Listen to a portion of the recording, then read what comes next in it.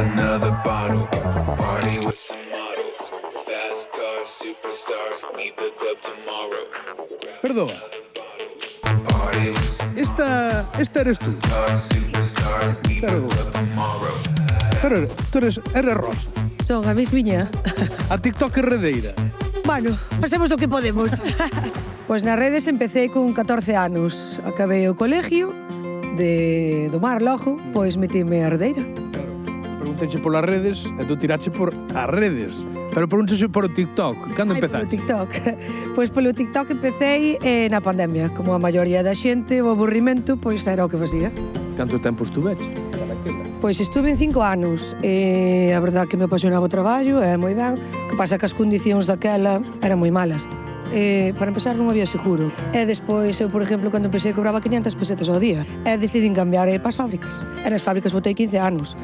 Certo, as condicións eran nada que ver con estas. Pero se falamos únicamente do oficio, botábalo de menos. Sí, claro. O que o leva na sangre, leva na sangre.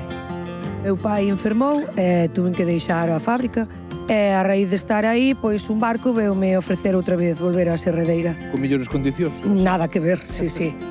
Que implica o traballo diario de ser redeira? Temos que arreglar as redes no tempo máis rápido posible, logo, porque agora mellor chego ao barco cunha avería do mar, logo, que a rede está rota, e nós ao mellor temos X horas para arreglala porque o barco ten que volver a salir ao mar. Somos artesáns 100%, non hai ningunha máquina que nos poda facer o noso traballo. Sí.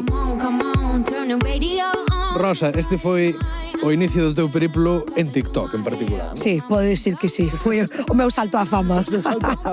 Era a época de Navidad, empezamos a estar na casa da miña compañeira, e se ves que temos as luces de Navidad, e dixemos, íbamos a montar o árbol, e dixemos, vamos a facer algo. Sen barcos non existiría a pesca, pero a pesca non existiría sen redes. Pero por que che deu por divulgar do teu oficio? Pois porque somos bastante invisibles ainda a día de hoxe. Quero que se vexa que eu son redeira, que estou moi orgullosa de selo, pero non temos o reconocimento suficiente. Entonces creo que é unha maneira de darnos a conocer e de reivindicar cousas que nos faltan ainda por conseguir.